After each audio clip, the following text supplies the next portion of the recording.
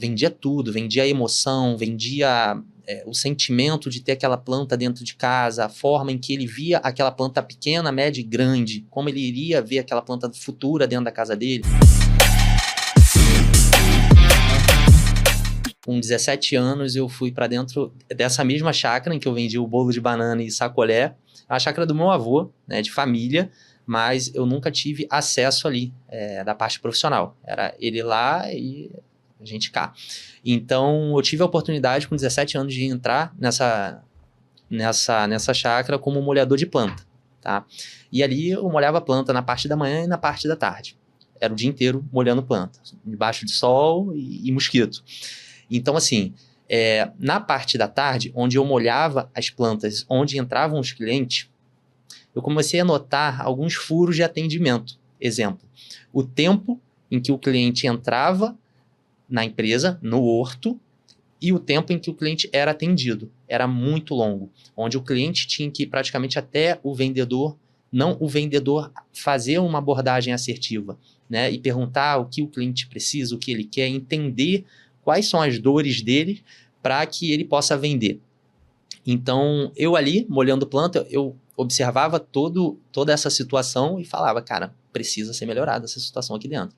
Por ser um negócio praticamente de família, mesmo sendo meu avô, mesmo sendo um funcionário ali, eu quis que isso fosse melhorado, né?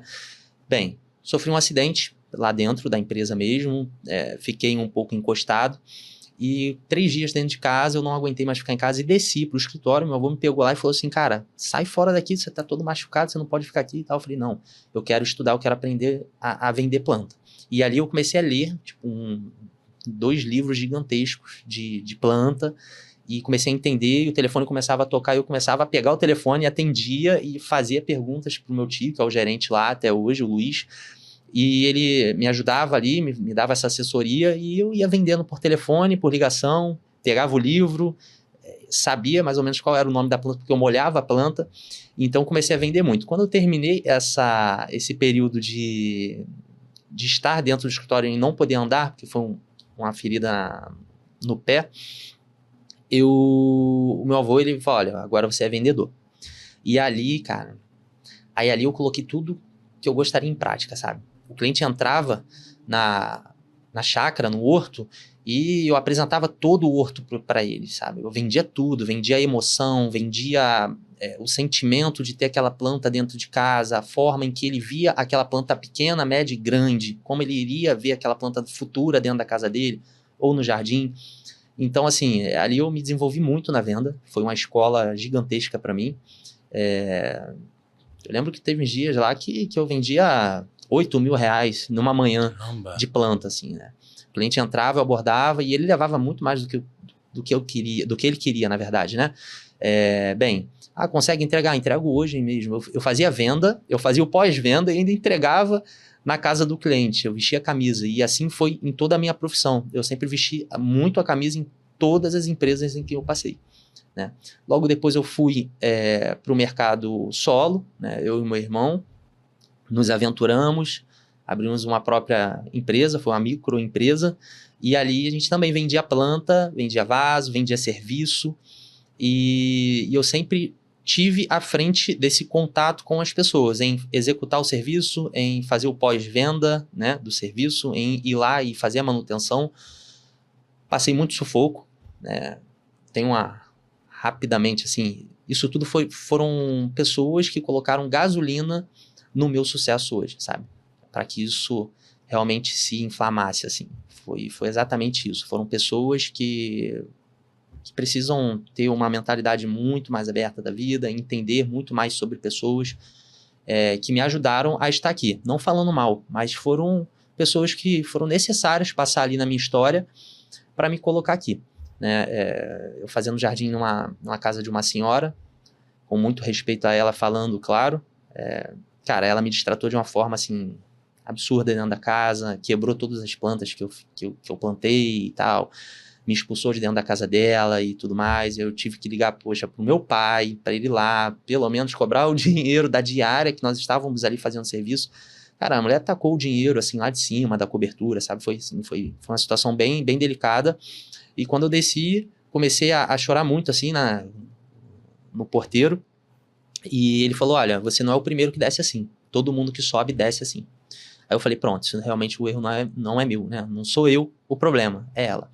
Então, isso tudo sempre me motivou muito. Tanto essa questão, o bullying, que eu passei na minha infância toda, eu passei por 11 colégios. Então, foi muito difícil focar em estudar, em realmente saber o que eu ia querer ser. Porque eu cresci sem ter muito parâmetro de escola, né? Trocando de escola toda hora. Na faculdade também eu não conseguia prestar atenção, então tenho um TDAH altíssimo. Preciso de psicólogo, faço tratamento. Hoje a minha mente é muito acelerada, me doto como um visionário, então eu preciso ter uma pessoa ali cuidando de mim, sabe? E é isso. Cara, você falou tanta coisa, assim, relevante nesse tempo, mas vou voltar um pouquinho até lá atrás. Eu achei muito bacana porque mesmo tão novo, você pensou muito além da venda. Você pensava em gerar valor para o cliente, né? Então, era um foco seu. Você já tinha, assim, porque hoje em dia com a internet, acaba que a gente consome mais conteúdo. Só que alguns anos atrás não era tão comum. Você já tinha tido esse contato com as vendas, essa questão visionária que você teve, tipo assim, de gerar muito além do que a venda da planta. Você gerava um valor. Você fazia a pessoa imaginar como seria a casa dela, o quintal dela com aquilo. Cara, assim, eu acho que isso já é natural de uma pessoa que nasce para ser diferente. Não sei, é uma visão assim, que você vê além. Você tem ideia, nas redes sociais, desde quando eu estava dentro desse ambiente, já lá da chácara, eu já utilizava as minhas redes sociais para mostrar o meu dia a dia, como eu fazia. E quando eu fui para a venda autônoma ali, também utilizava. Então, se você for lá olhar o meu Instagram, o meu perfil, pode ter certeza que você vai ver lá histórias desde o início da minha profissão lá na chácara. Então, assim, eu faço questão de deixar, eu não apago o meu passado, sabe?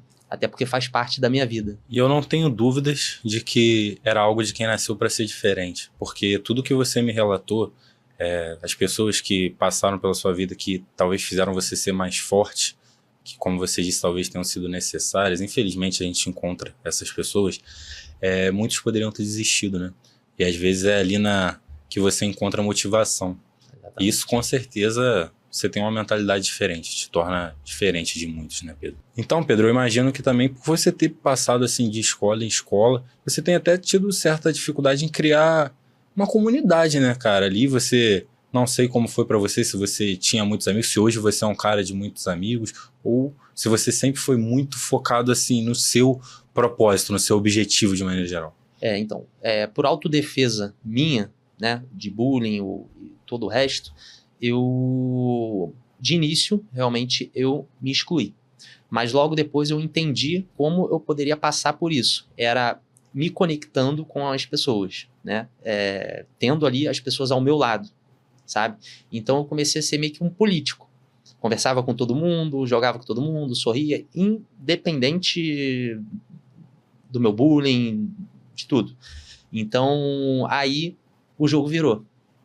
Então, hoje, só vindo agora para a nossa fase atual, eu me conecto com muito pouca pessoa, mais assim, outros empresários que têm a mesma mentalidade.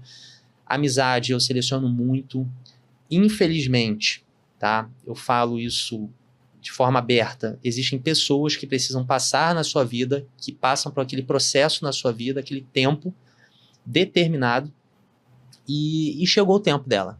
Acaba que ela fica, né, aquela amizade que se esfria, onde você já não tem mais o contato, a conexão.